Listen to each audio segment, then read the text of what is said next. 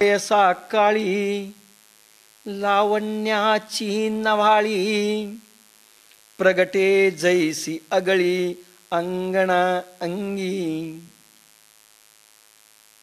अप्रतिम उभी आहे शृंगार रसाची. माऊलींचं वय पहा, बायको तर भेटलीच नाही आणि कोणी मागणी घातली होती हेही कुठं आलेलं नाही. पण किती सुंदर वर्णन आहे की प्रथम वयसा काळी किंवा तारुण्य दशे स्त्रियांच्या देहात सौंदर्याचा एक भर जसा विशेष खुलून दिसतो. प्रथम वयसा काळी, प्रथम वयाला आल्यानंतर. कधी येते बाई वयामध्ये? 16व्या वर्षी. 16वं वर्ष धोक्याच. त्यावेळेस मुळात गौरवर्ण असेल तर एक तेज प्रगटत असतं, विलसत असतं, लख लख असं प्रगटतं.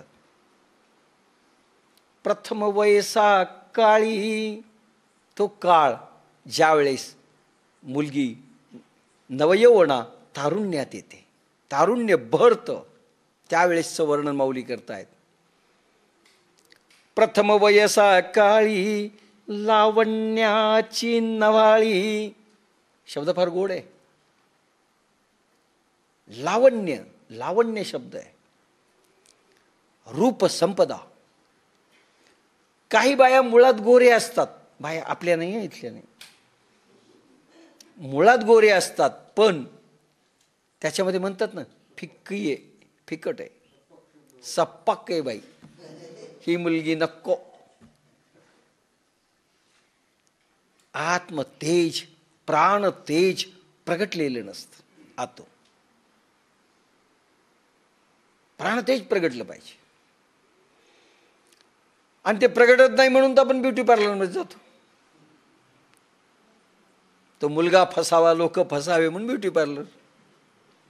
जे आपल्याजवळ नाही ते दाखवणं म्हणजे ब्युटी पार्लर. की प्रथम वयसा काळी लावण्याची नव्हाळी. नव्हाळी, लावण्याची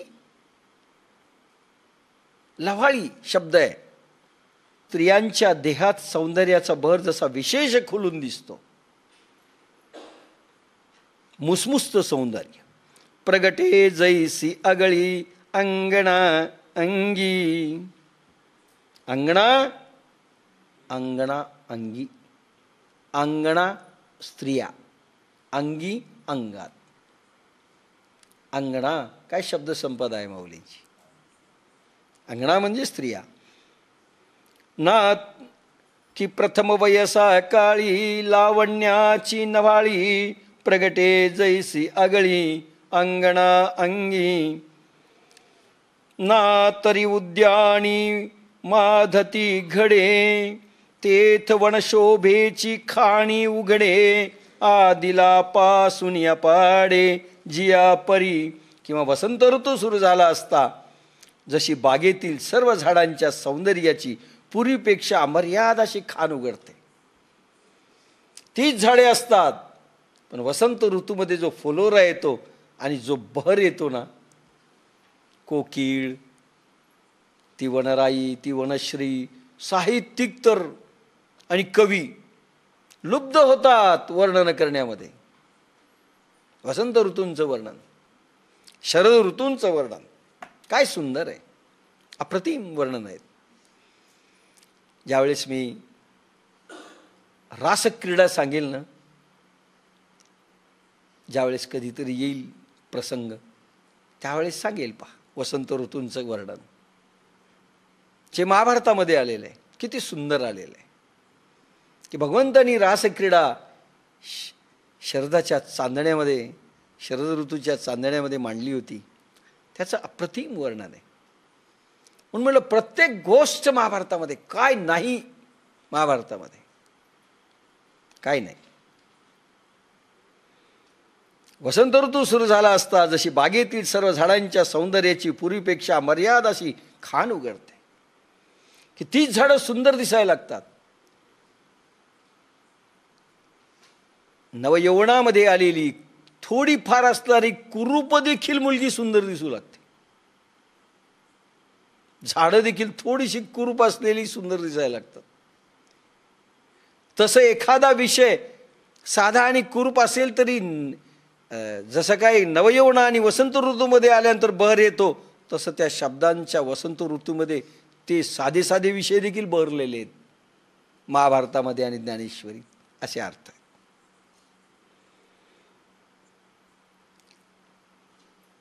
नाना घनीभूत सुवर्ण जैसे न्याहाळिता साधारण, मग अलंकारी बळवे बरवेपण निवाड दावा. अथवा सोन्याची चीप निहाळली असता, माहिती होतं माऊलीला, ते सोने साधारण दिसते, पण त्याचेच अलंकार घडविल्यानंतर ते सोने आपले सौंदर्य निराळे दाखवते. प्युअर सोनं पाहिलं तर फिक्कट दिसतं. पहा, कापलं तर थोडंसं मध्ये लाल दिसतं, पण वरून फिक्कट दिसतं. एखाद्या बाईनं चिपच गळ्यात बांधलीन चालायला लागली, चांगली दिसणार नाही. पण तोच अलंकार असेल तर, अलंकारामध्ये सुवर्णाची शोभा येते. तसे सगळ्या विषयांना शोभा अलंकार शब्दांच्या फुलोऱ्यामुळे, अलंकारामुळे आलेला आहे व्यासांच्या प्रज्ञेमधून. तैसे व्यासोक्ती अलंकारिले, आवडे ते बर्वे पण पातले, ते जाणून आश्रयिले इतिहासी. त्याप्रमाणे श्री व्यासांच्या वाणीने अलंकृत झाले असता पाहिजे त्या कथेत रसाळपणा येतो. साध्या साध्या कथा पण सांगण्याच्या निरूपण पद्धतीच्या शैलीमुळे, शब्द संपदेमुळे काय झालेलं आहे, रसाळ बनलेले आहेत. साधं सुदामदेवांचं देखील कथा, अश्रू तुम्हाला येतील नयनामधनं, इतके सुंदर. पण भागवतकार खूप झालेत, पण आजही काही काही लोक भागवत सांगतात ना, चांगली शब्द संपदा वापरतात, चांगलं वाटतं. शब्द श्रीमंती असली पाहिजे सांगणाऱ्याची, प्रभाव निर्माण होत असतो. नाही तर कथा त्याच असतात, पण त्याच्यामुळे रसाळपणा येतो. तसं व्यासांच्या शब्दांनी भव्यता आलेली आहे साध्या साध्या कथेला. व्यासांच्या वाणीने अलंकृत झाले असता पाहिजे त्या कथेत रसाळपणा येतो, हे जाणून पूर्वीच्या इतिहासांनी व्यासांच्या वाणीचा आश्रय घेतला. महाभारत म्हणजे ऐतिहासिक ग्रंथ आहे, म्हणून पूर्वीच्या इतिहासकारांनी वाणी व्यासांची वापरली की आपल्याही कथेला रसाळपणा येईल. म्हणून कुठलीही कथा सुरू झाली तर एक रसाळपणा ऐकत राहावी, ऐकत राहावी, ऐकत राहावी असं वाटतं. आणि काही असे सांगतात की बंद करावी, बंद करावी, केव्हा बंद करावी असं वाटतं.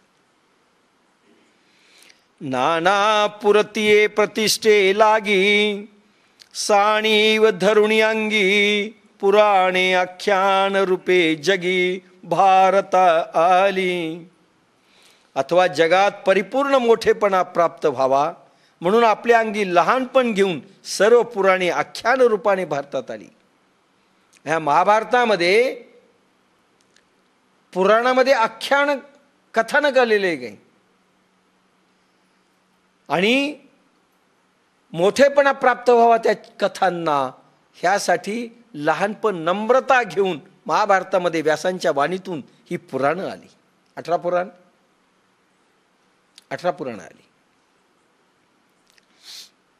म्हणून महाभारती नाही. आता एकाच ओळीत माऊलींनी व्यासांचं सगळं सांगितलंय, एकाच ओळीत. म्हणून महाभारती नाही, ते नोहे लोकीतिही, म्हणून म्हणिपे प्याही व्यासोचिष्ट जगत्रय. म्हणून महाभारती नाही, म्हणून सांगतोय ज्ञानेश्वर माऊली म्हणतात, एवढ्यासाठी महाभारतात जे नाही ते त्रैलोक्यात नाही. एकही विषय असा नाही की महाभारतात आलेला नाही, आणि महाभारतात जर तो विषय नसेल तो त्रैलोक्यात नाही. लक्षात घ्या. काय छाती ठोकपणे सांगितलंय. आणि काय व्यासांची प्रज्ञा असेल. इतिहास घ्या, भूगोल घ्या, पुराण घ्या, श्रृंगार रस घ्या, साहित्य घ्या, काव्य घ्या, कथानक घ्या, अध्यात्म घ्या, संसार घ्या, वाईट माणसं घ्या कशी असतात, चांगली माणसं कशी आहेत, सगळं काही आलेला विषय. पण महाभारतात जे नाही ते जगात नाही, त्रैलोक्यात नाही. आणि म्हणून मी म्हणतो, ज्ञानेश्वर माऊली म्हणतात, सर्व जग आज कुठलीही कथा आली, कुठलंही विज्ञान आलं तर व्यासांचं उष्ट खात आहे. तर व्यासांचं उष्ट आहे असं समजा. कोणीही काहीही लिहू द्या, भगवान व्यासांचं उष्ट खातोय, नवीन काही नाही. अरे विमळांचे शोध देखील त्याच्यात दाखवलेले, काय नाही आलं, प्रत्येक गोष्ट आलेली. म्हणून महाभारती नाही ते नोहे लोकीतिही, येणे कारणे मणिपे प्याही व्यासोचिष्ट जगत्रय. ऐसी जगी सुरस कथा, ते जन्मभूमी परमार्था, मुनी सांगेंद्रपनाथा जन्मे जय. अशी ही जगात सुरेख असलेली कथा, परम अर्थ, परमार्थ सरळ आपण वापरतो, परमार्थ करायलो म्हणजे काय. अर्थ म्हणजे अनुभव, परमेश्वराचा अनुभव म्हणजे परमार्थ. अशी ही जगात सुरस असलेली कथा, परमार्थ म्हणजे आत्मा अनुभव देणारी, ज्ञान उत्पन्न करणारी आहे. ती कथा वैशंपायन ऋषींनी महाराजा जन्मेजयाला सांगितली. निमित्त व्हावं लागतं. तर ही कथा वैशंपायन ऋषींनी जन्मेजयाला सांगितली की जी आत्मसुख देणारी, आत्मा अनुभव देणारी कथा आहे. ऐकल्यानंतर आत्मबोध होतो, महाबोध होतो, मोक्ष मिळतो असं म्हटलंय. जे अद्वितीय उत्तम पवित्र एक निरुपम परम मंगळधाम अवधारी जो. जे भारत अद्वितीय उत्तम आणि पवित्र निरुपम आणि सर्वश्रेष्ठ परमकल्याण दिव्य स्थान आहे. ही महाभारतामध्ये कथा, भागवतामधील कथा अद्वितीय पहिला शब्द, नंतर उत्तम, तिसरं अतिपवित्र आणि निरूपण अप्रतिम झालेलं आणि सर्वश्रेष्ठ परमकल्याण करणारं दिव्य स्थान आहे. इतक्या गोष्टी देत आहे. जे अद्वितीय उत्तम, अद्वितीय याच्यासारखा दुसरं काही नाही. उत्तम म्हणजे मध्यम नाही, कनिष्ठ नाही. पवित्र, पवित्र म्हणजे शुद्ध. निरुपम आणि परममंगलधाम देणार, परमशांती देणार, सर्वश्रेष्ठ कल्याण पदप्राप्ती देणार, सुखाचं स्थान देणार मंगलधाम दिव्य स्थान आहे.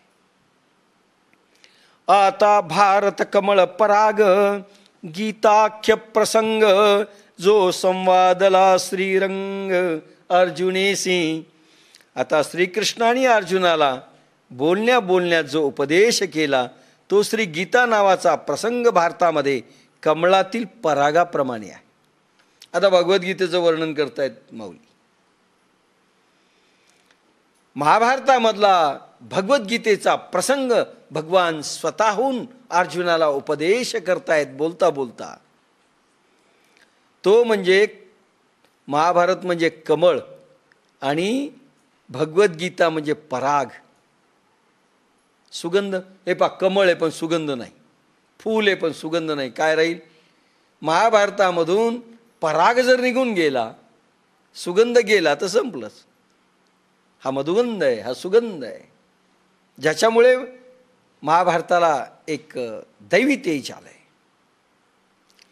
भारतामधील कमळातील परागाप्रमाणे आहे. म्हणजे भारत कमळ आहे व त्यात गीता हा पराग आहे. भुंगे पराग घेतात बरं का, कमळाच्या पाकळ्या खात नाहीत भुंगे, पराग वेचून घेतात. मधमाशा देखील मध घालताना पराग घेतात. आणि आपण काय घेणार आहेत? कथा काही घेणार नाहीत, आपणही सुगंध आणि पराग घेणार आहोत. आणि तो पराग फक्त भगवद्गीता मधून येतो. ना तरी शब्द ब्रह्मादी मथियला व्यास बुद्धी निवडले निरवधी नवनीत हे. न तरी शब्द ब्रह्माब्दी, काय शब्द आहे. अथवा श्री व्यासांनी आपल्या प्रज्ञाबुद्धीने वेदरूपी सागराचे मंथन करून, भगवान व्यासांनी महाभारत कसं काढलं, 4 वेद याचं मंथन केलं, घुसळलंय. 4 वेद म्हणजे समुद्र, त्याला घुसळून व्यासांनी मंथन करून नवनीत काढलंय. व्यासांनी आपल्या प्रज्ञाबुद्धीने वेदरूपी सागराचे मंथन करून हे भारतरूपी अमर्याद लोणी काढले. खूप मोठं लोणी काढलंय. महाभारत म्हणजे लोणी. ना तरी शब्द ब्रह्माब्दी, शब्द ब्रह्म घुसळलाय. 4 वेद हे शब्द ब्रह्म आहेत, त्यांना घुसळून एक नवनीत तयार केलंय, म्हणजे ते म्हणजे